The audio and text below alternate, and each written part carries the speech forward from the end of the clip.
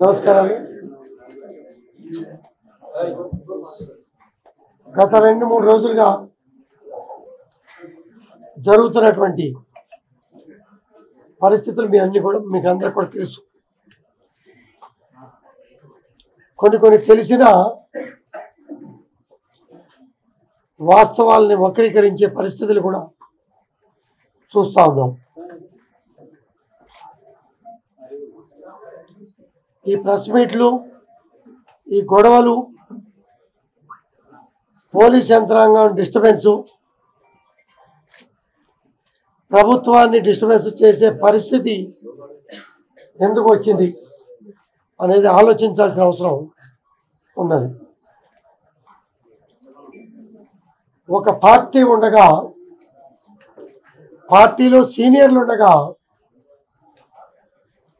Party అధ్యక్షులు ఉండగా, ఒక జూనియర్ పార్టీలో ఒక జూనియర్ శాసనసభ్యుడు ఒక సీనియర్ శాసనసభ్యుడి మీద దుర్భాషలాడినటువంటి విధానం, నీ ఇంటికి వస్తా అంటే అర్థం ఏమిటి? నీ ఇంటికి వస్తా, కండవ వేసి తీసుకెళ్తా అంటే నువ్వు రౌడీవా? నాతో మాట్లాడేవాళ్ళు లేరా? నీకన్నా ముందు పరిచయాలు ఉన్నాయి కదా పార్టీలో, బీఆర్ఎస్ పార్టీలో. నువ్వు ఈ రౌడీయిజం చేయాల్సిన అవసరం ఏముంది? పార్టీలో నీకేమైనా పోస్ట్ ఉందా? అధ్యక్షుడి పోస్టో, ఉపాధ్యక్షుడి పోస్టో, వర్కింగ్ ప్రెసిడెంట్ పోస్టో పార్టీ ఏమైనా నీకు పదవి ఇచ్చిందా? పార్టీ బాధ్యతలు అప్పచెప్పింది. బాధ్యతల ప్రకారం అందరూ నడుచుకుంటూ ఉన్నారు. నువ్వు గతంలో కూడా రెచ్చగొట్టే వ్యాఖ్యలు చేసి అపవాదులు తెచ్చినటువంటి సందర్భాలు, మొట్టమొదటగా మహిళా గవర్నర్ని ఏ రకంగా వంచి మాట్లాడారు విషయం కూడా మీ అందరికీ కూడా తెలుసు. మహిళల్ని చీరా గాజులు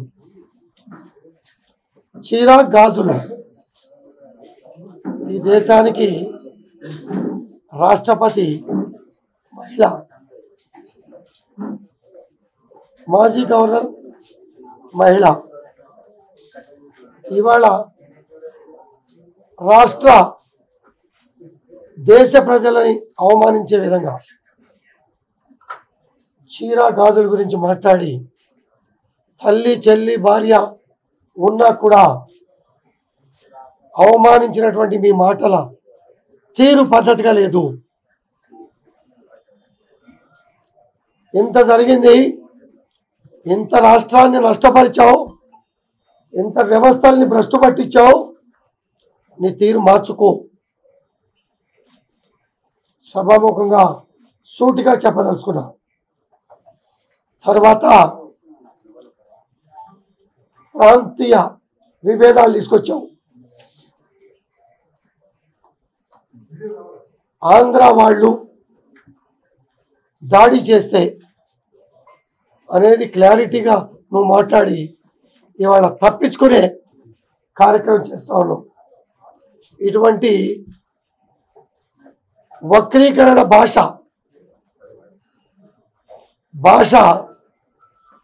10 ఏళ్లలో వచ్చినా కూడా కేసీఆర్ గారు కంట్రోల్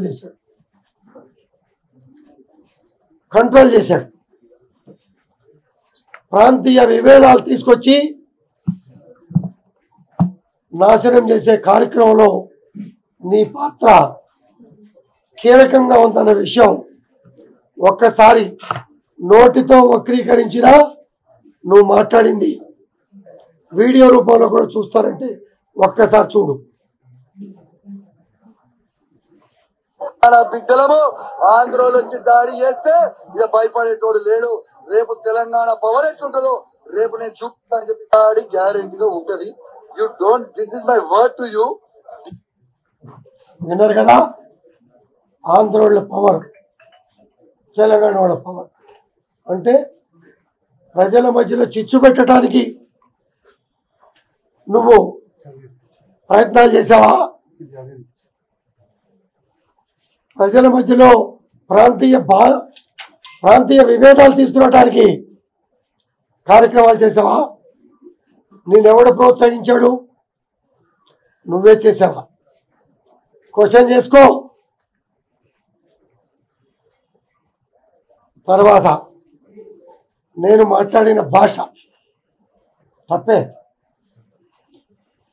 కానీ నువ్వు మాట్లాడినటువంటి 4-5 సార్లు రెచ్చగొట్టి మాట్లాడినటువంటి భాషకి ప్రతికూలంగా నోరు తెరిచి మాట్లాడా.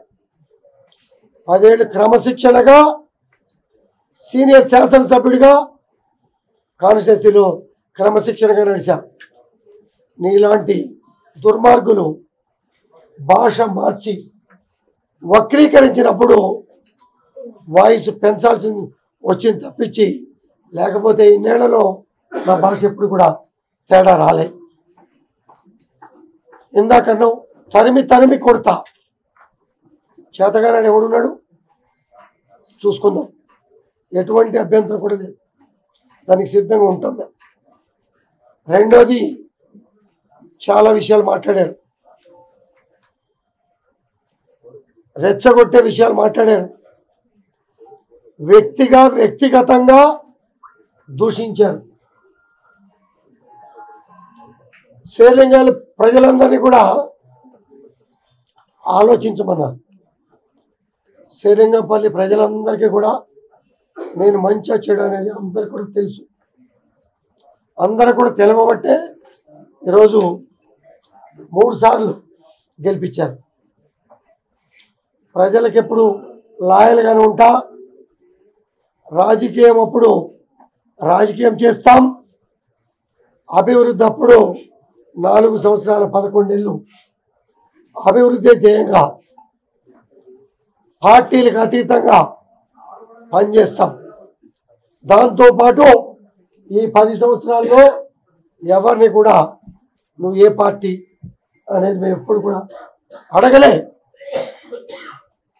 ఏ భాషలు ఎవరు మాట్లాడారు అనేది, గాంధీ నువ్వు భాష చక్కగా మాట్లాడు, ఎస్ మీరు చక్కగా ఉండి నన్ను మాట్లాడమంటే ఉపాధ్యాయుడు పాఠం చెప్పినట్టుగా ఒక స్టూడెంట్ లాగా చక్కగా విని క్రమశిక్షణగా మాట్లాడు. 10 సార్లు రెచ్చగొట్టావు, ప్రజల్ని ఇబ్బంది పెట్టే కార్యక్రమం చేశావు, మహిళల్ని ఇబ్బంది పెట్టే కార్యక్రమం చేశావు. మహిళలే కాకుండా ఉన్నత స్థానంలో ఉన్నటువంటి గవర్నర్, రాష్ట్రపతి మహిళలను తెలిసి వాళ్ళని కూడా కించపరిచే విధంగా నువ్వు మాట్లాడిన తీరు నువ్వు మార్చుకో. పార్టీల పరంగా యుద్ధాలు ఉంటాయి, క్రిటిసైజం ఉంటుంది, చేసుకోవటం తప్పలేదు. కానీ వ్యక్తి పేరు పెట్టి మాట్లాడావు. నువ్వు మాట్లాడినందుకు మాత్రమే నేను మాట్లాడాల్సి వచ్చింది తప్పించి, అడ్వాన్స్ ఒక మాట మాట్లాడాల్సింది తప్పించి ఇంకో విధంగా లేదని కూడా నేను తెలియజేస్తున్నా. హరీష్ రావు గారు కూడా గాంధీ నువ్వు భాష మార్చుకోవాలని పెద్ద మనిషిలాగా చెప్పాడు. నాకన్నా హరీష్ అన్న సీనియర్,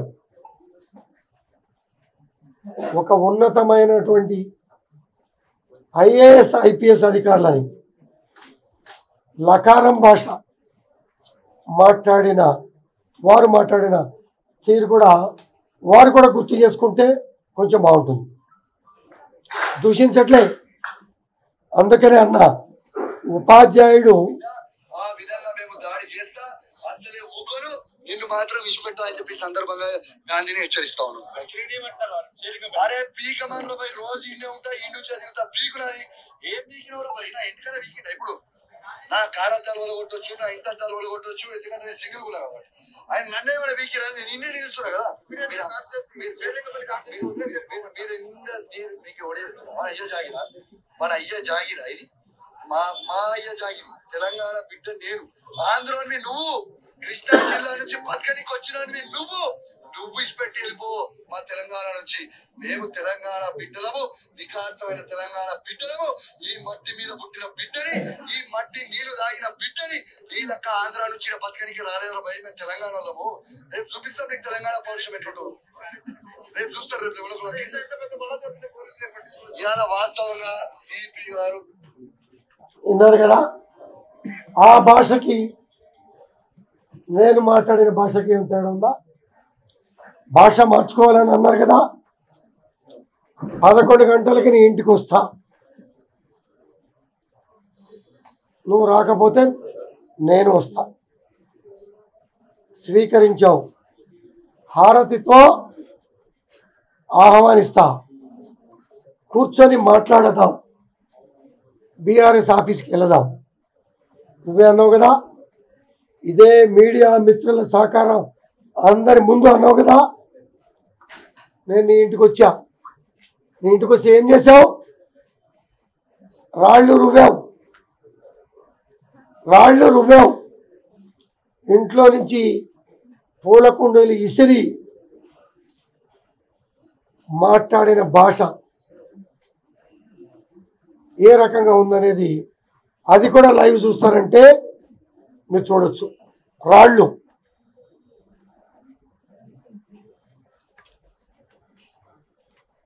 పట్టుకొని ఎవరు కొడుతున్నారు?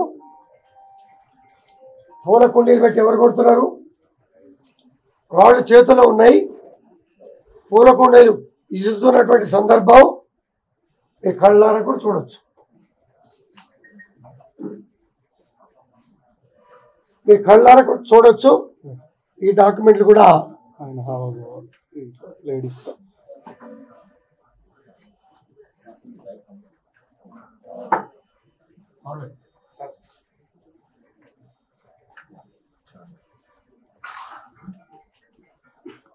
వాళ్ళ ఇంటి దగ్గర నేను దాడి చేశా అన్నారు కదా. పెద్ద మనుషులు హరీష్ రావు గారు లాంటి వాళ్ళు కూడా మాట్లాడారు కదా, దాడి చేశా అని. ఎవరు దాడి చేశారు? మేము ఒక్కళ్ళని కొట్టామా? నన్నైతే కనీసం పోలీసు పెట్టుకొని కనీసం దగ్గర కూడా రానిలే. ఎమ్మెల్యే గారు వచ్చారని చెప్పటానికి వెళ్ళిన వాళ్ళ మీదే రాళ్ళు రువ్వావు, కుండీలు వేసావు, దుర్భాషలాడావు. ఒక అద్దం పగలు కొట్టారా, నన్ను ఏం పీకుతారా మీరు అని మాట్లాడావు నువ్వు. ఈ భాష కరెక్ట్ అని హరీష్ రావు గారు కానీ కేసీఆర్ గారు కానీ కరెక్ట్ అని అంటే అది కరెక్టే. నేను మాట్లాడిన భాష కూడా కరెక్ట్. ముందు బుద్ధి చెప్పాల్సింది ఎవరికి? ముందు తప్పు చేసినవాడికా, రెండోసారి తప్పు చేసినవాడికా? బుద్ధి చెప్పకుండా వ్యవస్థ మీద దాడి చేసే ఒకరిని వదిలిపెట్టి వ్యవస్థనంతా నాశనం చేసే కార్యక్రమాల్లో నేను కేసీఆర్ గారికి ఒక్కటే విజ్ఞప్తి చేశాను. కేసీఆర్ గారు మీరంటే గౌరవం ఉంది, ఇవాళకి గౌరవం ఉంది, మిమ్మల్ని గౌరవిస్తా. మమ్మల్ని ఆదరించారు, ఆశీర్వదించారు. ఇటువంటి చీడ పురుగులు ఉంటే పార్టీకి, మీ గొప్ప మనస్తత్వానికి, గతంలో చేసిన సేవలకి కూడా మచ్చ వస్తుందని మాత్రమే నేను చెప్పా. ఇప్పటికే ఇటువంటి వాళ్ళు ఉండటం వలన అధికారాన్ని కోల్పోయాం. ఇటువంటి వాళ్ళు ఉండటం వలన అధికారాన్ని కోల్పోయాం. తల్లి చెల్లి తేడా తెలియని వాడు, మీడియాతో మాట్లాడిన వాడు, సగా భాగం అర్ధాంగులు ఉన్నవాడు, రాష్ట్రంలో సగం మహిళా ఓటర్లు ఉన్నటువంటి దేశంలో ఉన్నటువంటి పరిస్థితుల్లో చీరాగాజుల్ని, మహిళల్ని తేలిక చేసి మాట్లాడిన వాడు. ఈ సమాజంలో అటువంటి మనిషిని ఏమంటారో మీరు ఆలోచించాల్సిన అవసరం ప్రతి కుటుంబానికి కూడా ఉందన్న విషయాన్ని కూడా గుర్తు చేసుకోవాలి. మాట్లాడే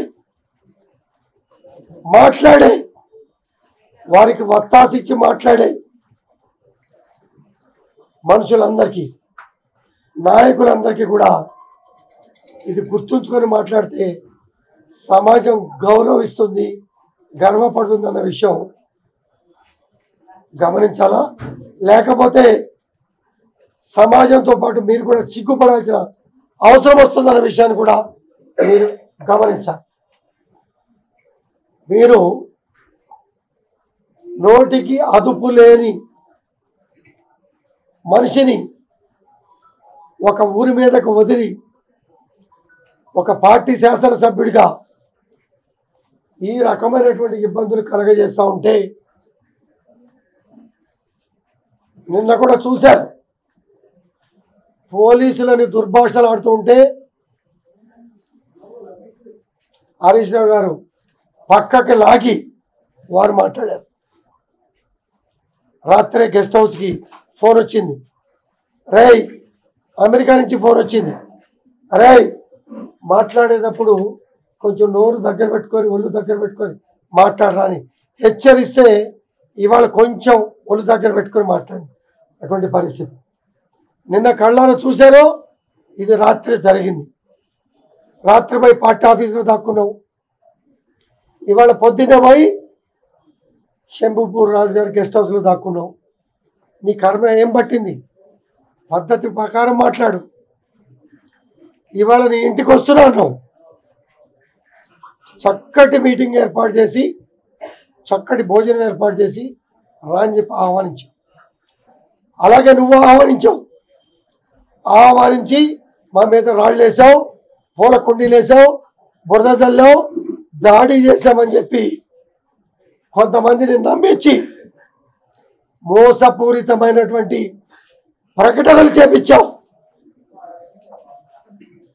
తప్పుడు ఒప్పుగా నమ్మే ప్రయత్నం చేశావు. వాస్తవాలు ఎప్పుడో అవాస్తవాలు కాదు. నేను తూలి మాట్లాడిన మాట వాస్తవం.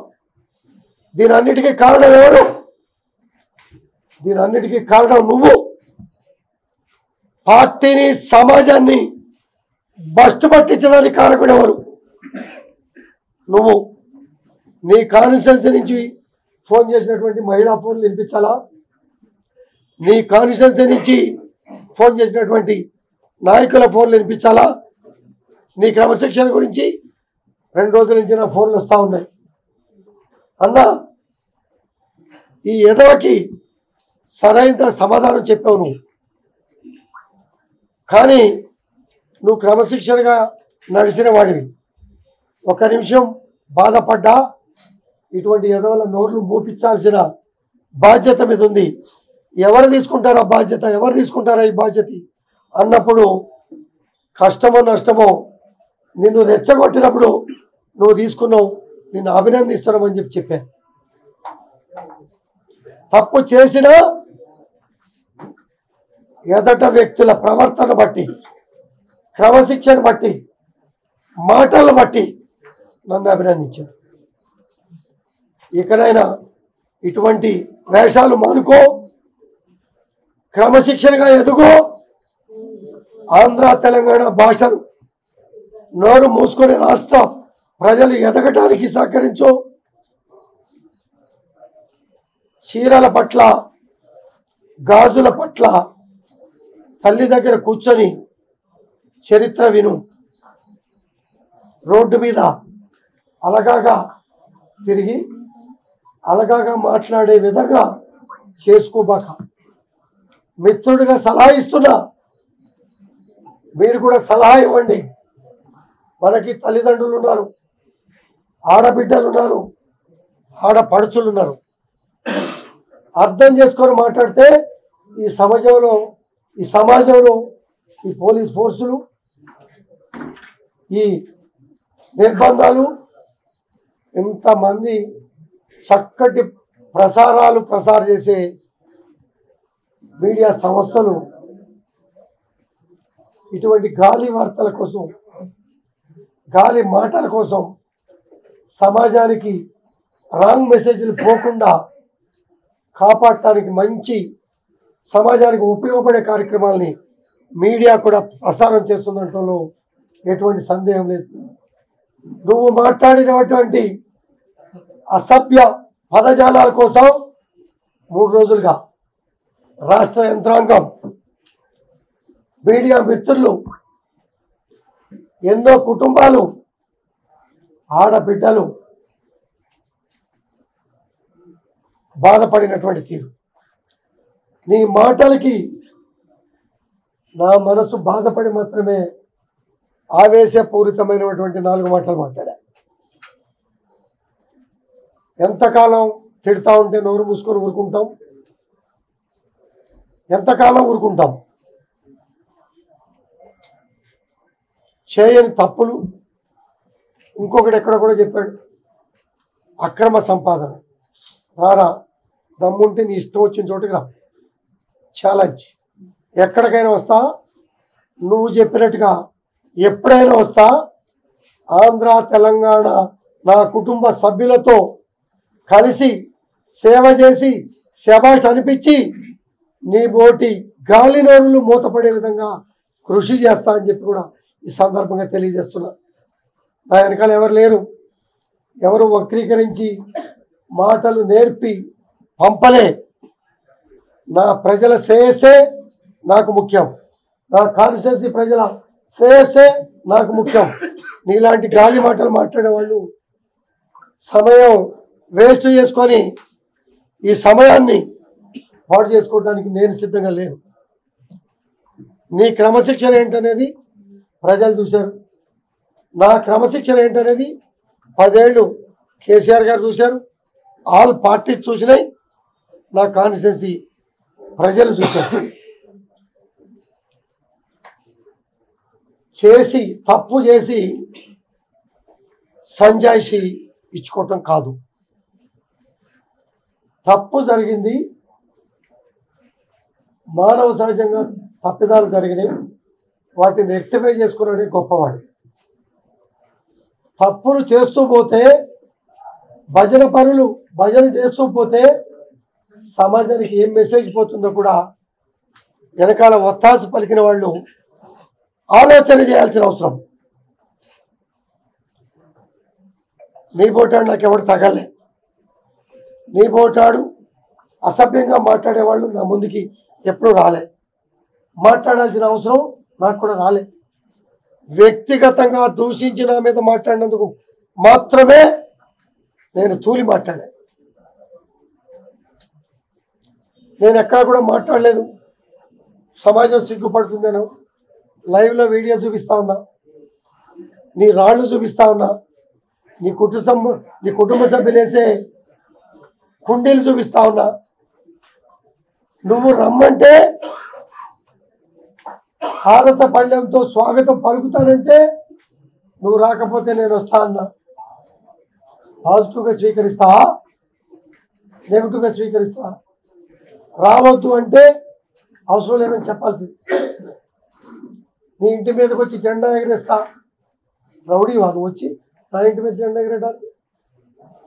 నీకన్నా సీనియర్ శాసనసభ్యుడిని, ఏమైనా ఉంటే గౌరవం ఉంటే నాకన్నా సీనియర్ సభ్యులు, గౌరవప్రదమైన మనుషులు వచ్చి జెండా ఎగరేస్తారు. గాలి నోరు, గాలి మనిషివి, గవర్నర్ దగ్గర నుంచి మహిళలందరినీ అవమానించినవాడి, ప్రాంతీయ వివాదాలు తీసుకొచ్చినవాడి, నీలాంటి వాడితో జెండా ఎగరేసుకుంటే మా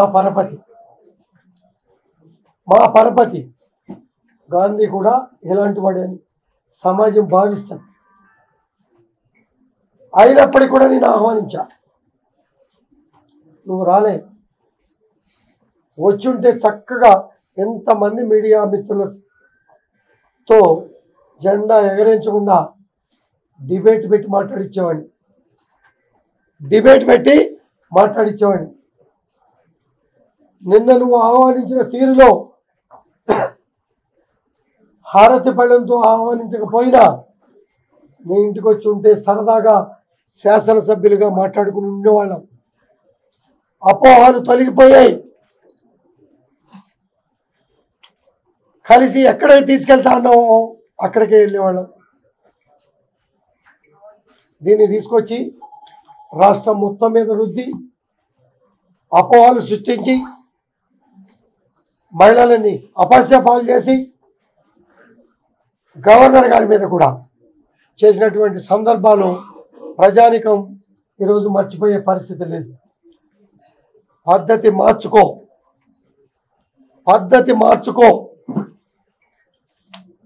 నీ మాయ మాటలు నమ్మో, నీ మోసపూరితమైన మాటలు నమ్మో.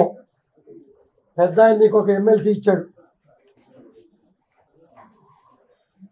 అక్కడ ఎవరు క్యాండిడేట్ లేరు కదా అని మేము 92 మంది ఎమ్మెల్యేలు వెళ్ళి క్యాన్వాసింగ్ చేసిన ఈటెల రాజేంద్ర గారు గెలిచాడు కాబట్టి ఎమ్మెల్సీగా ఉన్నావు, నీకు 2 గన్మెన్లు ఉంటారు, ఈ ఎమ్మెల్సీగా ఉన్న కాలంలో కాస్త ప్రజలకి దగ్గరవ్వు అని చెప్పి పంపించి నీకు ఎమ్మెల్యే టికెట్ ఇచ్చాం. ఈటెల రాజేంద్ర గారి పాపం 2 చోట్ల నిలబడటంతో అక్కడ కాన్సన్ట్రేషన్ చేయలేకపోవటం వల్ల నువ్వు గెలిచావు. గెలిపినందుకు అభినందనలే.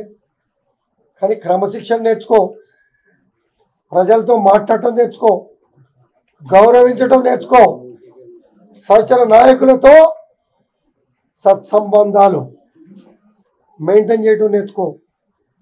మేము సీనియర్లం. ఒక ముఖ్యమంత్రి గారు వస్తుంటే పెద్ద చిన్న చూడకుండా పక్కకి తోసేసావు నువ్వు. చాలామంది వాళ్ళంతా మనసులో పెట్టుకున్నారు, కొంతమంది చెప్పలేకపోయారు. ఇవాళ నీ నోటి దురద మూలన నేను మీడియా ముందుకు వచ్చా. ఇంకా చెప్పలేని వాళ్ళు పెద్ద ఆయన దగ్గర చాలామంది ఉన్నారు. ఇవాళ హరీష్ రావు గారు మాట్లాడుతున్నారు, కేటీఆర్ గారు మాట్లాడుతున్నారు. కాస్త ఎప్పుడు కూడా రూమ్లో ఉండి చెవిలో చెప్పిన వాళ్ళ మాటలు కొన్ని వింటారు. సమాజంలోకి వచ్చి వాస్తవాలు తెలుసుకుంటే మనం ఎక్కడున్నామని తెలుస్తుంది. రేపు ఉండొచ్చు పోవచ్చు ఎవరైనా, కానీ ఉన్నంతకాలం మంచి చేసామా చెడు చేసామా అనేది కూడా ఇవాళ సమాజం చూస్తుంది.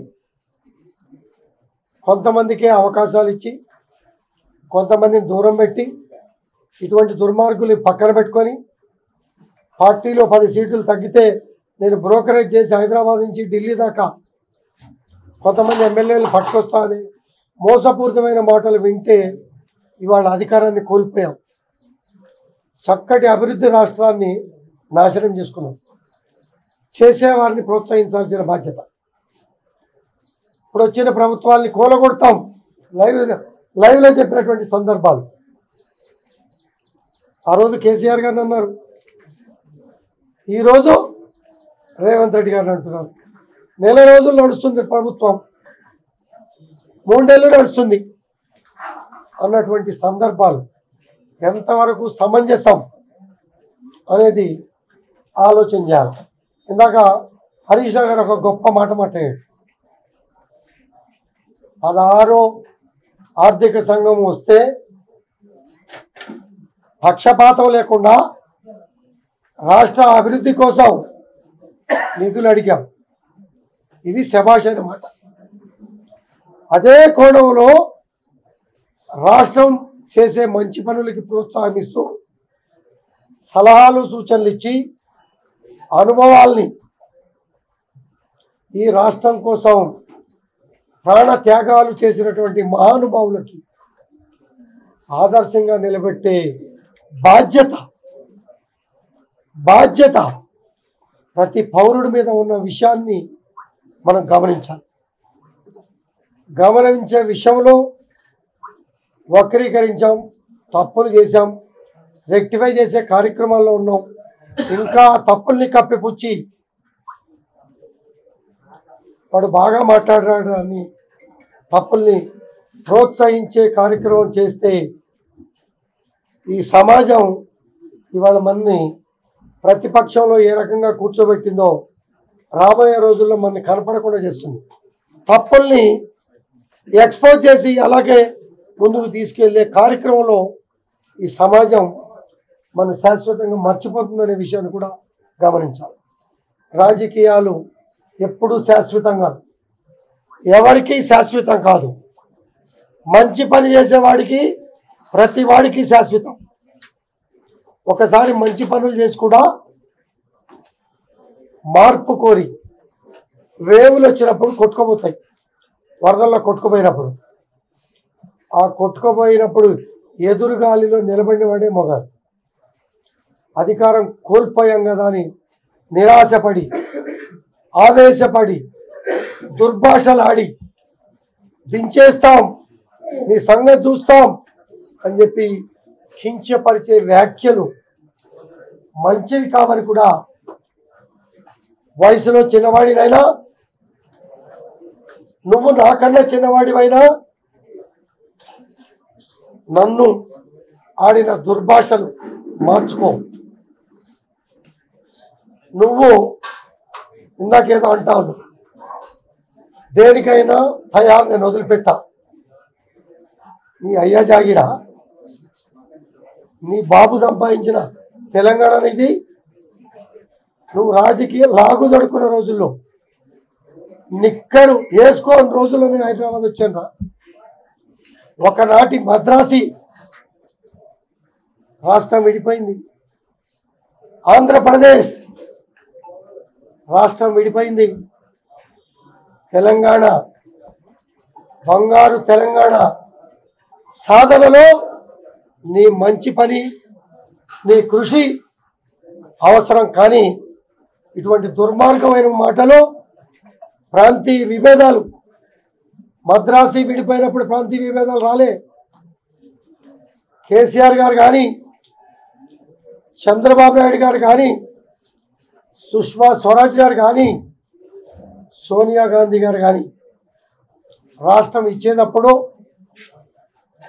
అన్నదమ్ముల్లాగా విడిపోవాలి, ప్రాంతీయ విభేదాలు వద్దు, ఆర్థిక సాయం చేస్తాం, రాష్ట్రాలు అభివృద్ధి చేసుకోండి అని అంటేనే సోనియా గాంధీ గారు ఆ రోజు తెలంగాణ ఇచ్చినటువంటి సందర్భం మీ అందరికీ కూడా తెలుసు.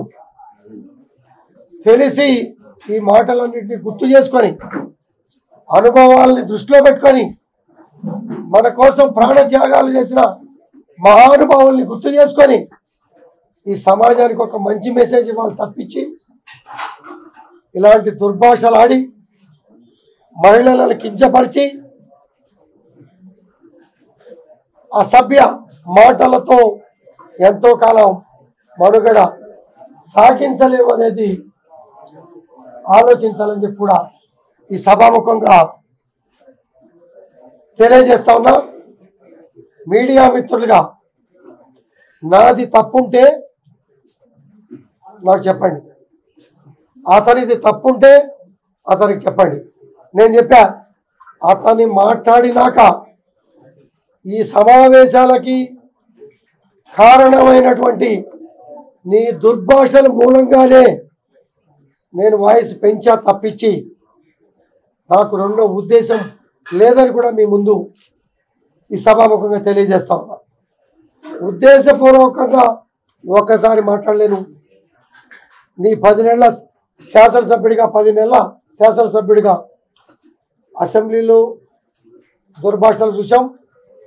నా పక్కనే కేటీఆర్ గారు చూసుకొని ఒకటే మాట చెప్పాడు, రై స్పీకర్ పదవి అంటే దానికి విలువ తెలుసా నీకు? స్పీకరు అధికారాలు ఏంటో నీకు తెలుసా? మాట మార్చుకో, బయట వేరు అసెంబ్లీ వేరు అని సర్ది చెప్పడానికి ప్రయత్నించినా నువ్వు నిన్నటి వరకు మారలా. మన నాయకుడే నిన్ను అసెంబ్లీలో నా పక్కన కూర్చొని చెప్పాడు. నిన్న హరీష్ రావు గారు ఒక ఐపీఎస్ అధికారిని నువ్వు దుర్భాషలు ఆడుతూ ఉండగా వెనక్కి తోసేసి సమర్థించి ఇష్యూ పెరగకుండా సమర్థించినటువంటి తీరు, అయినా నా విధులకు ఆటంకం కలిగించారని చెప్పి అధికారి కేసు పెట్టినటువంటి తీరు, మమ్మల్ని కొట్టి మా మీద 10 సెక్షన్లు పెట్టినటువంటి తీరు, మమ్మల్ని 6 గంటల పాటు 10 గంటల పాటు పోలీస్ స్టేషన్లో ఉంచినటువంటి తీరు, బెయిల్ చేసుకుని వచ్చినటువంటి తీరు. ఇంకో మాట కూడా మాట్లాడారు. మీరు అందరూ ఉన్నారు, నా కార్ని ఫాలో అయ్యారు. సామరస్యంగా మాట్లాడదాం అనుకున్నాం, ఆవేశపూరితంగా కొన్ని మాటలు మాట్లాడాం. మాట్లాడినప్పటికీ కూడా పోలీస్ ఎస్కార్ట్తో గాంధీ వెళ్ళాడు అనేది ఇక్కడ నిన్న కొన్ని ఛానల్స్ అయితే 10 ఛానల్స్ అయితే నాతో పాటు వచ్చినాయి. ఒక్క పోలీస్ నాతో పాటు ఉన్నారా అనేది మీరు చెప్పండి. హరీష్ రావు గారికి చెప్పండి. ఇలాంటి నోరు కంట్రోల్ లేని వాళ్ళకి చెప్పినా ఉపయోగం ఉండదు. అన్నా అది వాస్తవం కాదు, నీకు తప్పుడు మాటలు చెప్పి మళ్ళీ మీడియాలో తప్పుడు ప్రసారం చేయించారు, అది కరెక్ట్ కాదని చెప్పండి. నేను వెళ్ళేటప్పుడు నా ఇంటికాడ పోలీస్ సిబ్బంది ఉన్నారా, ఆయన ఇంటికాడ పోలీస్ సిబ్బంది ఉన్నారా? నువ్వు రావని ఆహ్వానించా. నీ ఇంటికాడ 50 మందిని పెట్టుకున్నావు, నన్ను కింద పడదోయించావు. నీ ఇంటికాడ సెక్యూరిటీ పెట్టుకున్నావు, కొంతమంది చీటర్స్తో రాళ్ల దాడి చేయించావు. చేసిన తప్పులు తెలుసుకో, తప్పులు సరిదిద్దుకో. నా ఏమైనా ఉంటే నేను దిద్దుకుంటా. అది మానవత్వం. అప్పుడు మనిషి అవతారం వస్తుంది. అప్పుడు దాకా ఏ అవతారం వస్తుంది? రాక్షస అవతారం. ఇప్పుడు దాకా నువ్వు ప్రవర్తించిన తీరు అదే రకంగా. నేను ఒక్కసారి మాత్రమే ప్రవర్తించా. నన్ను దుర్భాషలాడిన తీరు నా వెనకాల ఎవరు లేరు. నేను ఎప్పుడు ఒంటరి పోరాటం చేస్తా. ఆనాడు తెలుగుదేశం పార్టీలో కూడా ఇదే నాయకుల మీద ఒంటరి పోరాటం చేశా. రావటమే Ayyappa society illegal constructions, protocol లేని పద్ధతి, శాసనసభ్యుడికి తెలియని పరిస్థితులు పోరాటం చేశా. తర్వాత గౌరవంగా హరీష్ రావు గారు నా దగ్గరకు వచ్చి నన్ను తీసుకెళ్ళి బీఆర్ఎస్ పార్టీలో జాయిన్ చేశారు, టీఆర్ఎస్ పార్టీలో జాయిన్ చేశారు. తర్వాత భారతదేశం పార్టీ అయింది. ఆంధ్ర అధ్యక్షుడిని కూడా పెట్టాం. ఆంధ్ర వాళ్ళ గురించి నీ శాసనసభ్యుడే, మన శాసనసభ్యుడే, 10 నెలల శాసనసభ్యుడు ఆంధ్ర వాళ్ళ గురించి మాట్లాడే తీరు మీరు విన్నారు. ఆంధ్రాకి అధ్యక్షుడు పెట్టామా, మహారాష్ట్రగా అధ్యక్షుడు పెట్టామా, భారతదేశ పార్టీ అన్నామా? ఏదన్నా నిలబెట్టుకున్నామా? ఇటువంటి సన్నాసులను పెట్టుకొని మనం అధికారం కోల్పోయాం. అభిమానిగా, శ్రేయోభిలాషిగా, పెద్ద మనిషిగా, అనుభవజ్ఞుడిగా కేసీఆర్కి ఈ విషయాలు తెలియచేయాల్సిన బాధ్యత మనందరి మీద కూడా ఉన్నది. ఇవన్నీ జరుగుతున్నటువంటి తీరు. కేసీఆర్ గారు ఎన్నో విషయాల్లో చెప్పారు.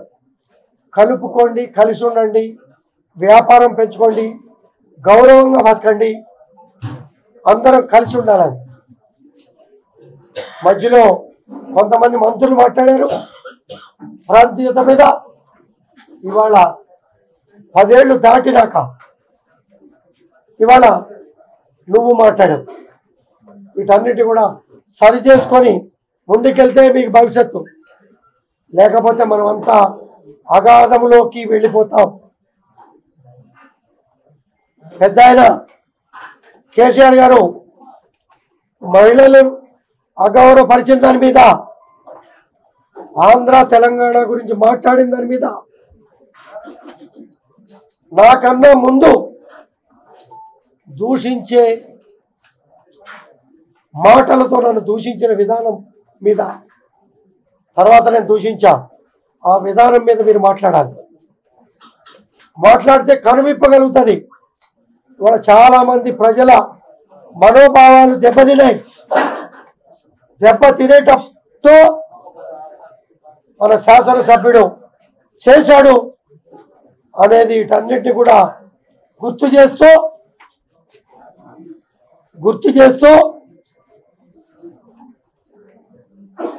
జరిగిన సంఘటనల్ని మార్చుకుంటే చక్కటి భవిష్యత్తు ఉంటుంది.